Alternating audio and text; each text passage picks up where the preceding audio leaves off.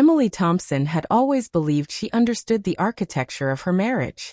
She believed she could read every subtle shift in her husband Daniel's mood, every unspoken worry, every small joy. But lately something inside their home had changed, something she couldn't quite name but felt constantly, like a faint vibration under the floorboards of their life. It was subtle at first, barely noticeable, but unmistakably there. Their home sat in a peaceful Oregon neighborhood, the kind where mornings smelled of damp pine and evenings settled into a soft hum of distant traffic. A place where everything should have felt comforting and familiar. Yet none of the warmth outside seemed to reach the growing distance inside their house. Emily sensed it in little moments, the kinds of moments most people overlook. When Daniel paused a second too long before responding to her questions. When he smiled politely, but the smile didn't reach his eyes. When his fingers brushed hers while passing the salt at dinner. Light, delicate, but without the spark they once shared. His touch felt like a memory rather than a moment. Routine still glued their days together. They still cooked dinner, still folded laundry, still walked their usual evening route. From the outside, nothing looked broken. But for Emily, something had shifted. Something that made silence feel louder. Something that made even the sound of Daniel's footsteps feel unfamiliar. She felt a distance forming, thin as mist at first, then thicker, wider, colder. A distance she didn't know how to bridge because Daniel had given her no reason, no explanation, no visible crack she could patch. He wasn't rude. He wasn't cold. He wasn't dismissive. If anything, he was too gentle. A softness that didn't feel peaceful anymore, but heavy. A longing wrapped in quiet. Every time she caught him watching her with that quiet, almost hopeful expression, she felt her stomach knot. He looked like a man waiting for something. Something he wanted desperately but was afraid to ask for. Emily tried to dismiss it. People changed. Seasons changed. Marriages had quiet phases. She repeated these phrases like prayer beads in her mind. Each one meant to calm her, to reassure her, to keep her from confronting the possibility that Daniel wanted something she wasn't ready to face. At night, lying beside him with his back turned slightly, as if not intentionally turning away, but not fully turning toward her either, she would stare at the ceiling with questions swirling like soft ghosts around her. Questions she never asked out loud. Because she feared the answers. Because she feared what truth might do to the fragile stability they still had. But while Emily buried her worries, Daniel had reached a point where silence was no longer comforting. Something inside him had been building for months, slowly, steadily, like pressure beneath ice. It started as a small ache, a simple wondering. Did Emily still feel connected to him? Did she still see him as her partner? Did she still feel the same warmth she once did? Not because of anything she said or did, but because of everything left unsaid. Daniel wasn't afraid of conflict. He was afraid of hurting her. He was afraid of being misunderstood. He was afraid that if he opened his heart, the words might fall out wrong. So he waited. He waited for a moment when he could speak without fear of breaking something fragile. He waited for a night when honesty felt possible. That moment arrived on a stormy evening in early October. The sky was a deep gray, swollen with rain. Wind rattled the branches outside as the first hints of winter crept through the air. Emily sat curled on the living room couch, flipping through a magazine she wasn't actually reading, her mind looping through the tension she'd been feeling for weeks. Daniel stood near the window, his silhouette outlined by the soft glow of the lamp behind him. Raindrops dripped down the glass like slow-moving tears, gathering at the bottom in heavy beads. Inside, the room felt warm, but between them, the air felt almost icy. Emily looked up, catching Daniel watching her again. But something was different this time. He wasn't hesitant. He wasn't quiet. He wasn't holding back. There was something determined in his eyes. Something that made Emily's breath tighten. She sat up straighter. She felt the shift before he even moved.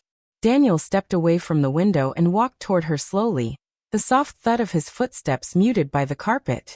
When he lowered himself onto the couch beside her, she felt the weight of him. Not physically, but emotionally. His presence pressed through the space between them. His hand reached for hers, gently, but trembling. Emily's heart hammered. He began, his voice low but steady. There's something I need to tell you. The words hit her like a cold gust. This wasn't casual. This wasn't small talk. This was the moment. The one she'd been sensing, fearing, anticipating. Rain tapped harder against the window. The room grew still. Daniel inhaled deeply, his chest rising slowly, as if lifting a weight that had been sitting there for too long. Emily could almost feel his thoughts. She braced herself. Then, after weeks of holding it in, he finally spoke. He told her he had a wish. Not an accusation. Not a complaint. Not a criticism. A wish. A longing. Something he had carried quietly because he didn't want her to feel pressured or guilty. Because he loved her too much to hand her something heavy without care. As he spoke, Emily felt her breathing shift, slow, uneven, shaky. She hadn't expected this. She had prepared herself for something painful, something devastating, something that would break what remained intact. But Daniel's wish was nothing like that. It wasn't about changing their life. It wasn't about replacing something broken. It wasn't about blaming her. It was about them. About wanting to feel alive together again. Connected again. Close again. By the time he finished speaking, Emily was frozen. Heart pounding, throat tight. His honesty struck her more deeply than any dramatic confession could have. Because it wasn't wrapped in anger, it was wrapped in vulnerability. She looked at him, really looked at him, and realized how long he had been waiting for her to notice. How many nights he had swallowed the words. How many times he had looked at her with hope, only to silence himself out of fear. How much he had carried alone. Guilt swept through her, sharp, warm, overwhelming. Not because she had done something wrong, but because she hadn't seen his pain sooner. And with guilt came something else, relief. Relief that he still cared. Relief that he wanted this marriage. Relief that he was fighting for them. She opened her mouth to respond. To tell him she felt the same. That she wanted to reconnect. That she never stopped loving him. But before she could say a single word, a loud knock echoed through the house. A sharp, urgent knock. Both of them jolted. The moment, so fragile, so important, shattered instantly. They glanced at each other, confusion and tension intertwining. No one visited them on weeknights. No one braved storms like this. Another knock came, harder, more insistent. Emily's heart dropped into her stomach. She stood slowly, feeling the weight of the moment slipping through her fingers. She walked toward the door, her hand hovering over the knob, her mind still tangled in Daniel's words. And in that split second, she felt a strange certainty settle in her chest. Nothing about this night, or their marriage, would ever be the same again. Emily's fingers grazed the cold metal of the doorknob, and for a heartbeat, she simply stood there, still, hesitant, suspended between two worlds.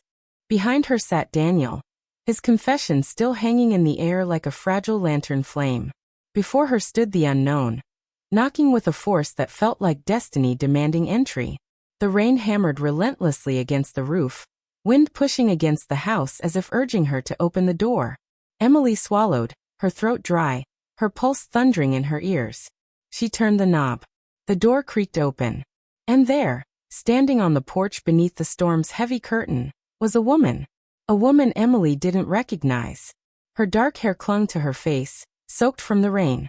Her coat, thick and woolen, dripped water onto the wooden porch. Her eyes, wide, exhausted, and full of something Emily couldn't immediately identify, locked onto hers with desperate intensity.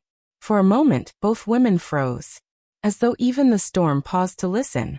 Finally, the woman spoke. "Are you Emily Thompson?"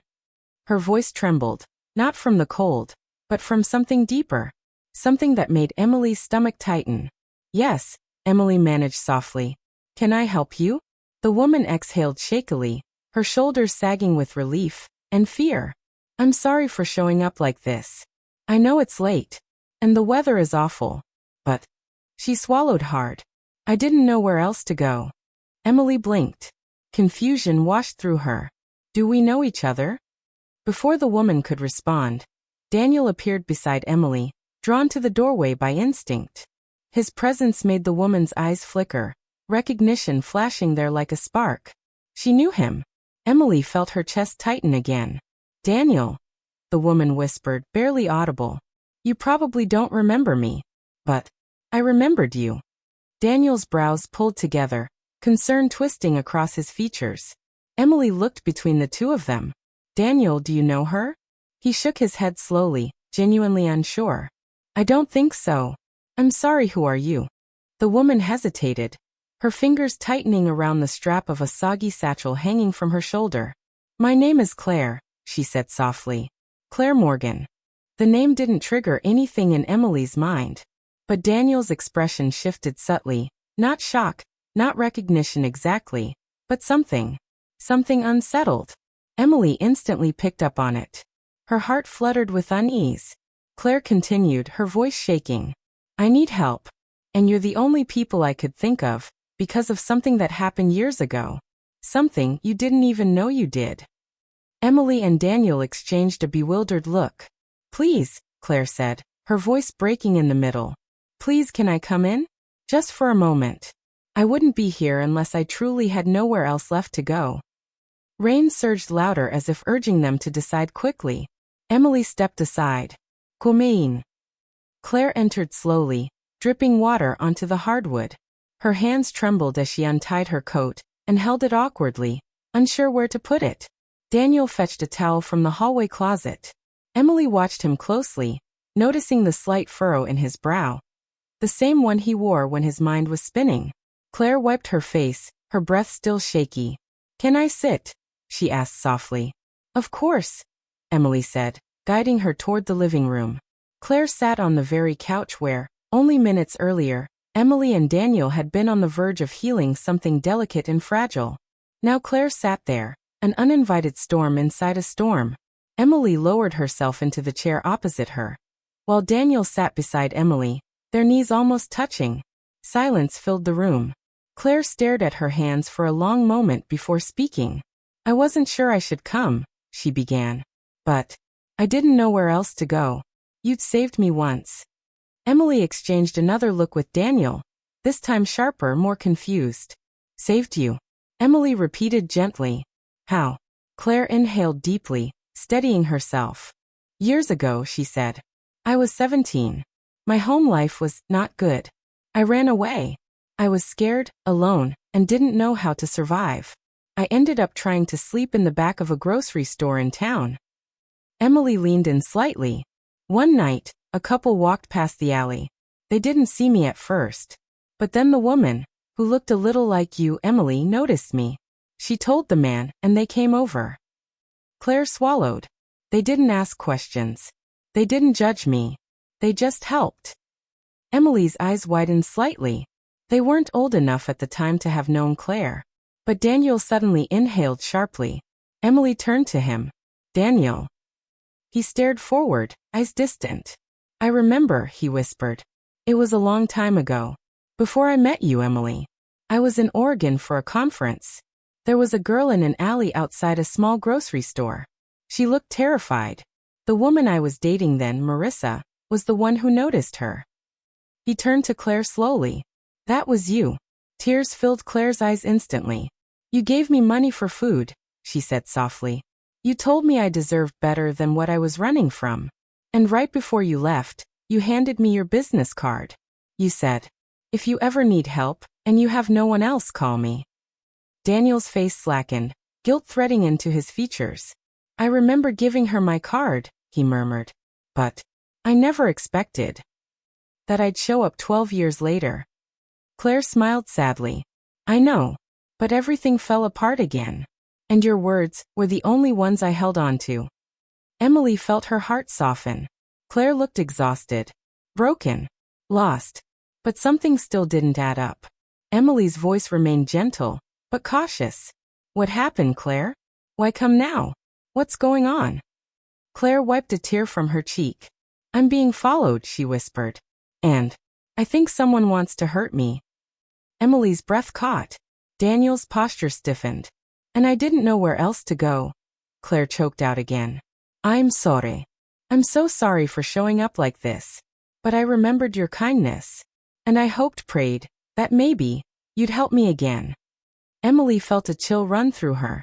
Not because of fear, but because she sensed that Claire was telling the truth, and hiding something even bigger beneath it. Daniel leaned forward. Claire, who's following you? Claire hesitated. And then, She whispered something that made Emily's blood freeze.